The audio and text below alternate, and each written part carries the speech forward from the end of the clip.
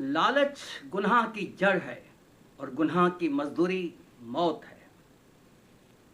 عزیزو، آج بڑے درد کے ساتھ میں بائبل مقدس کے اس واقعے کو آپ کے سامنے پیش کر رہا ہوں۔ بائبل مقدس ضرور کھولیے گا اور پڑھیے گا۔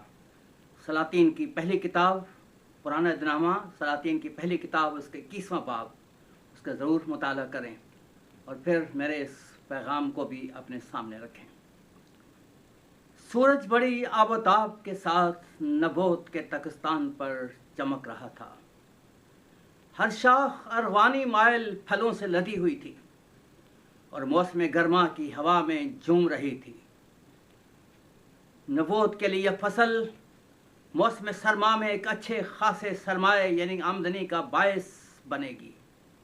نبوت انگور کی اس قطار در قطار فصل کو جو پہاڑی ڈلوانی کے سلسلے سے شاہیل مہر کے دیوار کو چھوتی تھی ٹک ٹکی باندھے دیکھ رہا تھا۔ وہ آسودہ خاطر تو تھا، لیکن کچھ باتیں اسے پریشان کیے ہوئے تھیں، اور انہی باتوں کا تذکرہ وہ اپنے دوست آموس سے کر رہا ہے۔ کہتا ہے، آموس، اگر میں نے اس قطع زمین کو کھو دیا تو میں نہیں جانتا کہ پھر ہم کیا کریں گے۔ ہمارے پاس تو اور کوئی زمین بھی نہیں ہے۔ یہ کیسے ممکن ہے کہ آپ اسے کھو دیں؟ آموس نے کہا، یہ آپ کی ہے، یہ تو آپ کی خاندانی ملکیت ہے۔ بادشاہ اس کا ہرگز مطالبہ نہیں کر سکتا۔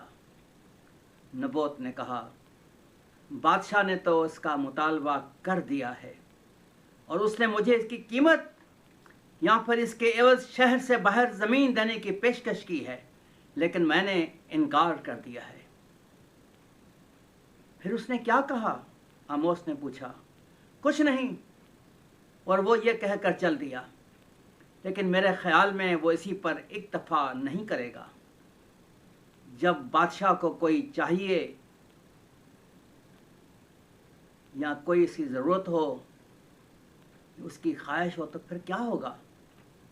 لیکن قانونی طور پر تو یہ زمین آپ کی ہے نا نبوت، وہ اسے آپ سے نہیں لے سکتا۔ قانون بھی اس کی اجازت ہرگز نہیں دیتا۔ ہاں، یہ میری تو ہے، لیکن خیر دیکھا جائے گا۔ اگرچہ نبوت پر اسی دن اداسی اور پریشانی کے بادل منڈلا رہے تھے، تو بھی شاہی محل میں لیٹے ہوئے بادشاہ اخی اب پر بھی حسد اور دھمکی آمیز دکھ کے گہرے بادل چھائے ہوئے تھے۔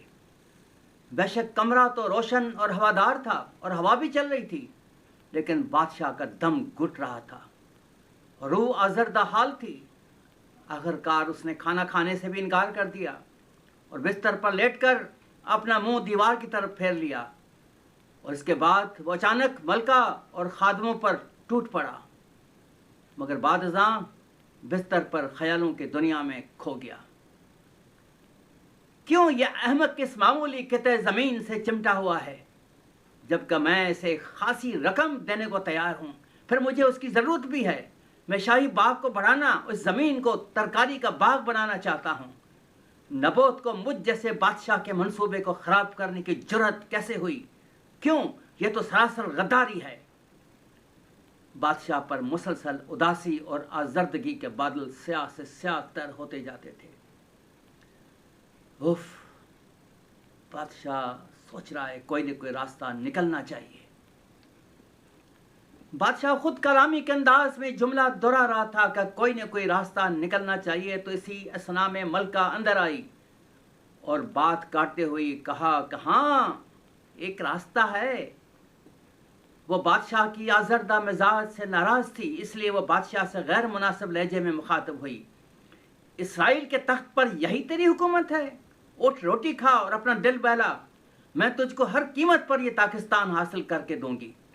ملکہ اپنے شاہی لباس میں ملبوس شکن آلود پیشانی کے ساتھ غصے میں باہر چلی گئی، کیونکہ اس کے حاسد ذہن میں ایک شرارت سما چکی تھی۔ آخرکار اس نے اس شرارت کو عملی جامہ پہنانے کی شکل دے دی۔ اس نے اخیب کے نام سے خط لکھے اور ان پر اس کی مہر لگائی اور ان کو ان بزرگوں اور امیروں کے پاس جو نبوت کے شہر میں تھے اور اسی کے پڑوس میں رہتے تھے بھیج دیا. اس نے ان خطوں میں یہ لکھا کہ روزے کی منادی کرا کے نبوت کو لوگوں میں اونچی جگہ پر بٹھاؤ اور 2 آدمیوں کو جو شریر ہوں اس کے سامنے کر دو کہ وہ اس کے خلاف یہ گواہی دیں کہ یہ تو خدا پر اور بادشاہ پر اس نے لعنت کی ہے. پھر اسے باہر لے جا کر سنسار کر دو تاکہ وہ مر جائے. چنانچہ اس کے شہر کے لوگوں یعنی بزرگوں اور امیروں نے جو اس کے شہر میں رہتے تھے جیسا ایزبل نے ان کو کہلا بھیجا ویسے ہی ان خطوط کے مضمون کے مطابق جو اس نے ان کے بھیجے تھے کیا. جب وہ اسے شہر سے باہر نکال لے گئے اور اس کو ایسا سنسار کیا کہ وہ موقع پر ہی مر گیا. لالچ کا گناہ اپنا رنگ دکھا رہا تھا. جب ایزبل نے سنا کہ نبوت سنسار کر دیا گیا ہے اور مر گیا تو اس نے اخیب سے کہا اٹھ اور یزرائیلی نبوت کے پاکستان پر قبضہ کر جسے اس نے قیمت پر بھی تجھے دینے سے انکار کر دیا تھا کیونکہ نبوت جیتا نہیں بلکہ مر گیا ہے. جب اخیب نے سنا کہ نبوت مر گیا ہے تو اخیب اٹھا تاکہ یزرائیلی نبوت کے پاکستان کو جا کر اس پر قبضہ کرے. یوں بادشاہ نے وہ پاکستان حاصل کر لیا اور انصاف کا مذاق اڑایا اور غریب انسان مارا گیا اور اس کا خاندان شفقت پدری اور سربراہی سے محروم ہو گیا. یہ سب کچھ ایک بہیمانہ لالچ کے باعث عمل میں آیا تھا. اگلی صبح بادشاہ نبوت کے پاکستان میں کھڑا ایک پھلدار فصل کا بغور جائزہ لے رہا تھا جو اب اس کی ملکیت تھی.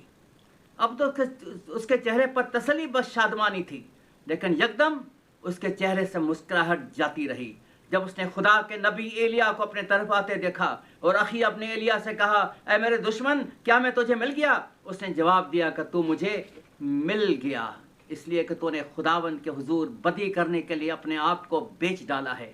دیکھ میں تجھ پر بلا نازل کروں گا اور تیری پوری صفائی کر دوں گا اور اخیب کی نسل کے ہر ایک لڑکے کو یعنی ہر ایک کو جو اسرائیل میں بند ہے اسے جو آزاد چھوٹا ہوا ہے کاٹ ڈالوں گا اور تیرے گھر کو نبات کے بیٹے یربام کے گھر اور اخیا کے بیٹے بادشاہ کے گھر کی مانند بنا دوں گا اس غصہ دلانے کے سبب سے جس سے تو نے میرے غضب کو بھڑکایا اور اسرائیل سے گناہ کرایا. اے بادشاہ اخیب تیرے خادم نبوت کا خون خدائے قادر کے حضور پکار رہا ہے. اخیب بادشاہ غصے سے چلایا اے نبی مجھے تجھ سے کیا کام؟ کیا تو میرے لیے پھر نئی مصیبت لایا ہے؟ ایلیا نبی نے کہا اے بادشاہ تو نے لالچ اور طمع پر اپنی بادشاہت کو قائم کیا ہے اس لیے خدا فرماتا ہے تیری بادشاہی قائم نہیں رہ سکتی جیسا کہ وہ گھر جس کی بنیاد ریت پر رکھی گئی ہو. کیا تو نے ایک شخص کو قتل نہیں کیا اور پھر اس کی جائیداد نہیں چھینی؟